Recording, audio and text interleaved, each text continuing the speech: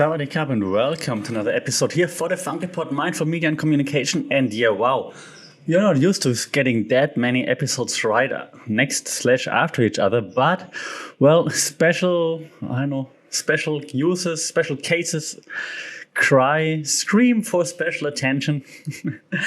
And I was so close to actually making this video like a few days ago. So this is about UFC 297, Sean Strickland and so on, right?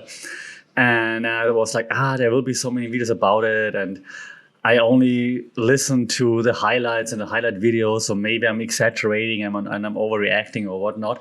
So I was like, okay, maybe I shouldn't do it. And now that I read more into it and I followed up on a few things, some more videos, I was like, okay, maybe I actually have something to say about it. And well, let's try. So first of all, this is not a breakdown video of the fight, right? So I'm not an MMA fighter or anything like this. What I am, though, is a professor for media and communication. And so I'm going to look into like the press conference stuff, everything that's surrounding Sean Strickland right now, but with main focus on that press conference, that pre-fight press conference and the interaction with the journalist. I almost did air quotes, but I hate air quotes. The journalist and like everything that's surrounding it, right? And usually, if you follow my podcast, I appreciate you. If not, hit the subscribe button right now.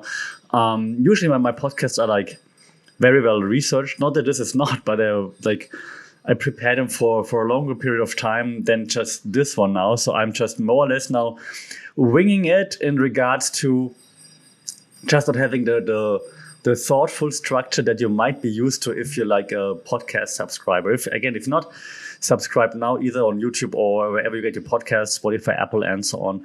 And you will see a few more structured episodes. But so I try to follow a rather similar structure off the cuff. Usually what I do is I review the situation that I explain briefly, and then I throw some media theories at it and explain how those media theories or communication theories impact the case that we discuss. In this case right now, the case is UFC 297, Sean Strickland. Okay, so first the off-the-cuff comments, and then like I add some notes in regards to, well, which theories to apply here. So what happened, right? So we had the pre-fight press conference with Sean Strickland, and then that journalist gets into it, and he asks him about like his LGBTQIA plus whatnot remarks that he had before.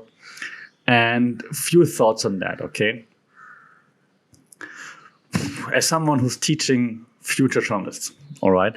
So the thing is, a journalist at a press conference, quite likely, and I know it's MMA, so benefit of the doubt, maybe not, but quite likely people working for big outlets, or just people that get accredited as journalists, more or less should have an education in media/communications, right? So they should know at least basics of media theories, communication theories, meaning how to conduct interviews, how to interact with people, intercultural, cross-cultural communication. They know how to read body language, they should. They know how to conduct interviews, right? So we teach them they at least study 4 years, maybe even more if they go for masters and whatnot, right? So they know how to interact/talk to people. And it's not to manipulate them, but to make sure that they really get to the gist of things, right? Now then, seeing a journalist who's a professional in this case, right? So the press conference is not a professional fight. So in a press conference setting, the professionals are the journalists asking the questions. The fighters are not professional communicators. They're not professional media people. So they're out of the element. The journalists are the ones who are the professionals. And so now the journalist trying to bait Sean Strickland into saying something clickbait-worthy, whatnot, is ridiculous. Okay? That already goes against ethics. So I know apparently this journalist, right, is high on like being an ally, supporting communities and so on, which is great for him. But he's not that high on basic journalism ethics, okay, which is a big problem for me already. Because as a journalist, you're not supposed to bait the interview subject into doing something that's controversial, not beneficial, whatever you might call it, okay? So that's already not great. Again, the journalist is the professional here, right? It's like if you turn it around, it's like you're going into the cage with Sean Strickland, where Sean Strickland is the professional, and then he lights you up. You're like, dude, what the hell? Like, can you not hold back? Can you not be nice to me in my first sparring session? Like what he did with Nina, right? In the first sparring session, he was kind of nice to her. The journalist, they're trying to use his what he thought superior way of phrasing questions to get Sean Strickland to say something stupid, something clickbait worthy, something that he can cancel him for, right? Already incredibly annoying from the journalist point of view. Okay. Second thought on this. Even if he would have said something that's offensive, and according to the journalist, he said it like a while back or like some time ago, aren't we supposed to be able to change our opinions, our minds on things? I mean, of course, flip-flopping is one thing, but changing your mind, having a different stance, getting more information, processing that information, and then changing your opinion shouldn't be a problem, right? So just to get this out of the way. Okay. What else? I had so many thoughts in my head when I started this video. Then, of course, people coming to the aid of this journalist, right? First, then the journalist tried to cancel Sean Strickland that's when I decided I had to talk about it, because then it wasn't done at the press conference.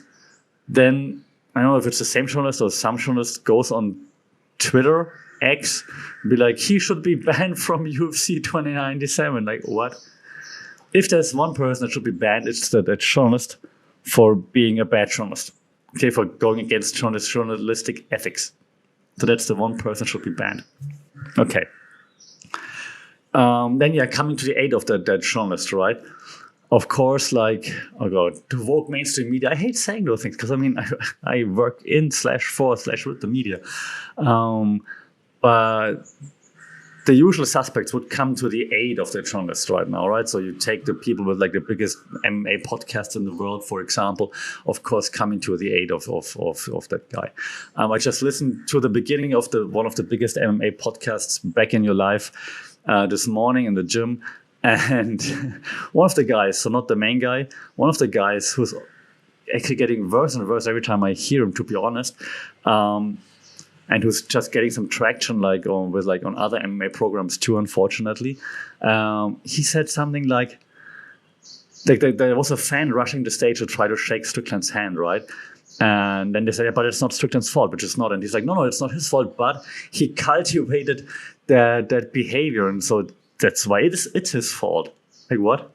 Sean Strickland cultivated behavior that rushing the stage is okay. Dude, you're watching MMA, you're watching cage fighting, okay? This is not chess.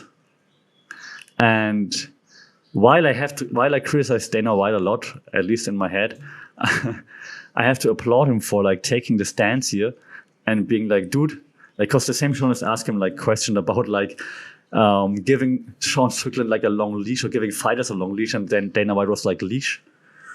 I don't give anyone a leash. They say what they want. Like, I don't tell anyone what to think, what to say. Freedom of speech. Ever heard of it? Right? That was cool. Usually I'm not a big Dana White fan, but in this case, that was well said and put that journalist into his place, because he clearly thinks he's more important than he is. Okay. Whew. And you see, I'm struggling a bit, because it makes me mad when professionals in their profession take advantage of people that come into their realm to be nice, help them, give them their time, and then they try to use that to their advantage, right? So let's dive into like a few theories, media theories that are at play here. Okay, so one of the theories that's very common when it comes to media and communication is the framing theory, meaning you frame someone in a certain light, okay? So in this case, of course, from that reporter's, journalist's point of view, Sean Strickland is like that redneck guy that says like LGBTQ, AI plus, hateful stuff, rhetoric, spoof, like hateful rhetoric out there. And so he's framing Sean Strickland in that light. Like then later on Twitter, I don't know if it's the same guy or a different guy, posted things like Sean Strickland, anti-gay agenda messages and stuff like this. That's like, he didn't say anything in that regard. He said, actually, word for word, he said, like, you can F whoever you want. I don't care. Just don't teach that stuff to my children. That's what he said. So there was no anti-gay agenda or anything like it from Sean Strickland, right? So that's framing theory. Okay, you try to frame someone, a case in a certain light. All right, so it's framing. That's what the media does. It doesn't mean that they're necessarily just completely lying. In this case, it's very close to lying, though, because it didn't say anything anti-gay. But they're trying to put someone in a certain frame so that if you, the consumer, the audience from the outside looking at the report, you're like, oh, wow, Sean Strickland is an anti-gay guy, right? Yeah, I hate him. Yeah, so that's the framing theory. Okay. Then another theory that comes into play here is the spiral of silence theory. I talk about this a lot because it just happens a lot.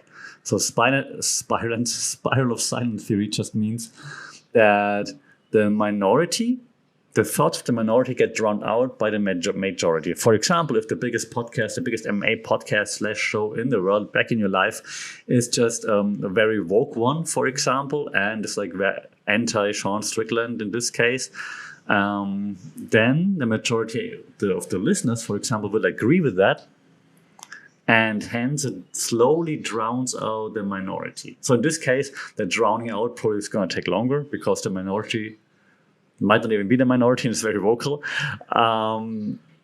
But it just means like you listen to it and you're like, oh yeah, sure, I guess he's right. Yeah, I guess they're right. Yeah, okay, I heard it a few times now. Yeah, maybe it's right.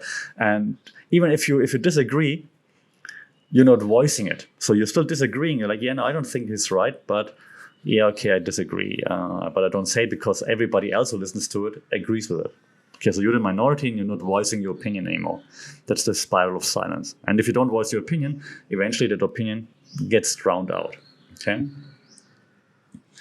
Another theory, of course, that's at play is the echo chamber, right? Echo chamber, filter bubble, not exactly the same, but used like very similarly. It's a difficult word for a non-native speaker.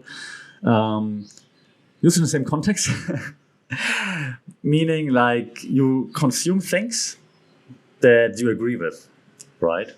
So in this case, then, that journalist, for example, of course, is in a bubble that completely agrees with him. So then people who agree with him are retweeting him, reposting him, supporting him, and only see things that affirm their stand. So if I already think that Sean Strickland is a piece of, then this will pop up in my feed, like Sean Strickland anti-gay and things like this, even though it's not true, right?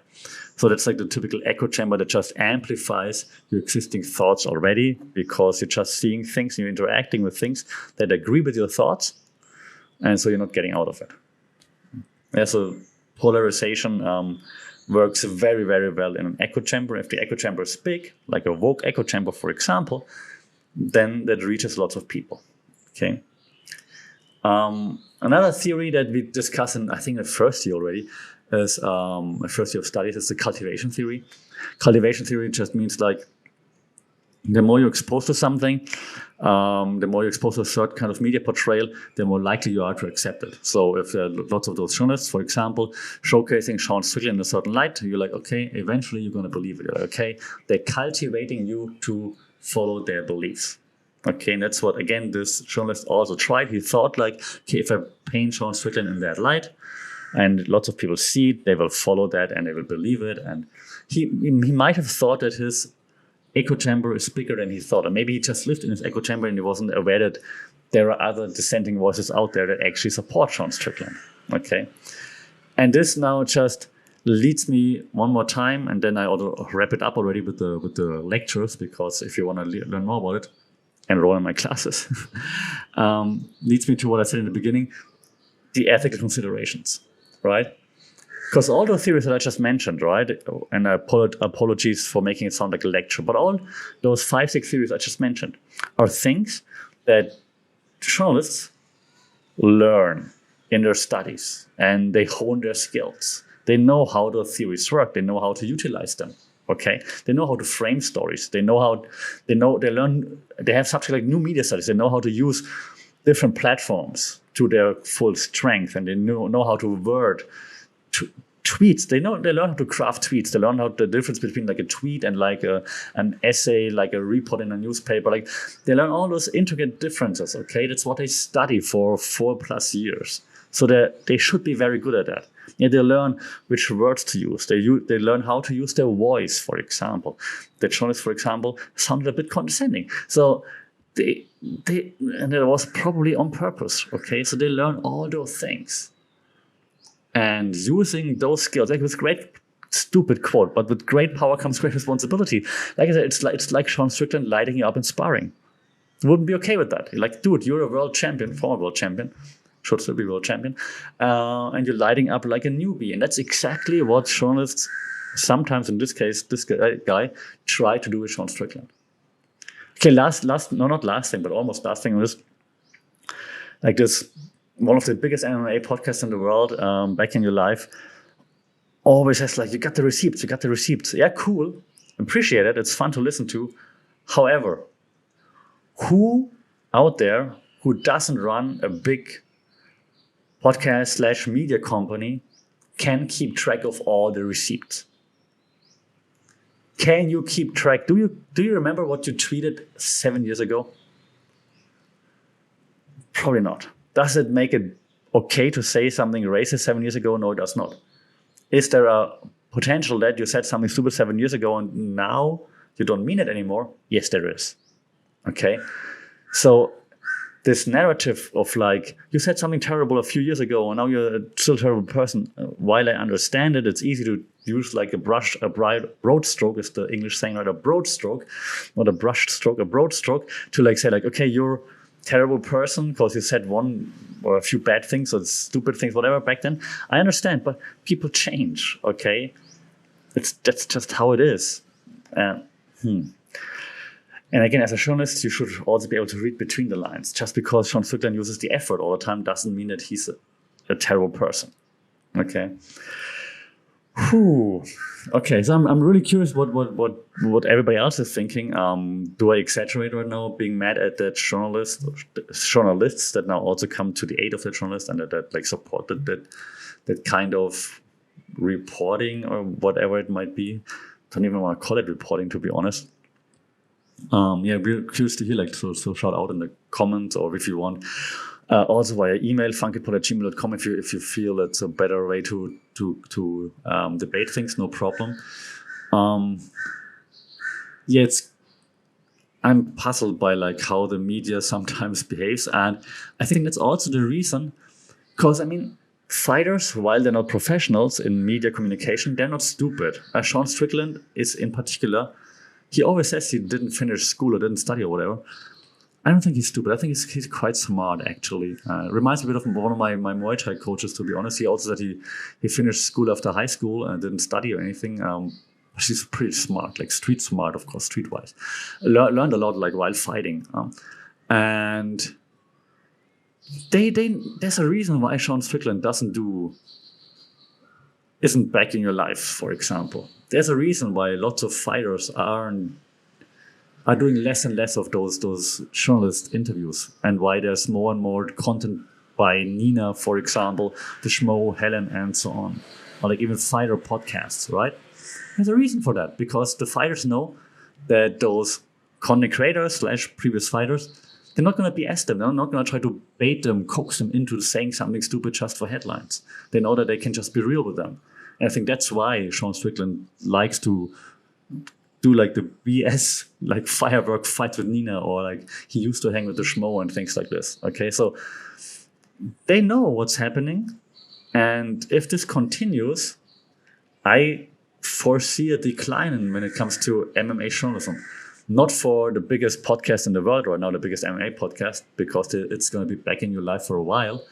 Too big to fail, probably, in right away.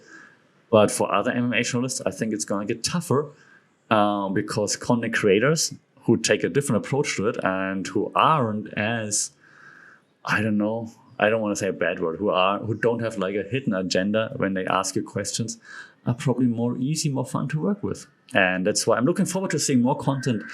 And even though I'm not the biggest fan necessarily, but of things like Nina and so on, just because I think it's sometimes a bit like too silly, or maybe I'm just jealous, but her content with Sean is amazing. Even she made even Drickers look funny and be likable. So good job on that. I love Helen and the Schmo, obviously. So I'm looking forward to seeing more content like this, more fighters having podcasts. Like Rampage Jackson is like just the worst, but the best / worst podcast at the same time. It's great because they have all the cool fighters on, but he just doesn't know anything about like current fighters / fights. Which is hilarious. Jamal Hill is doing a great job, but like the production value is ridiculous. There are so many. Mighty Mouse, great ideas, great mind. Needs a bit more media training, but he's gonna get there.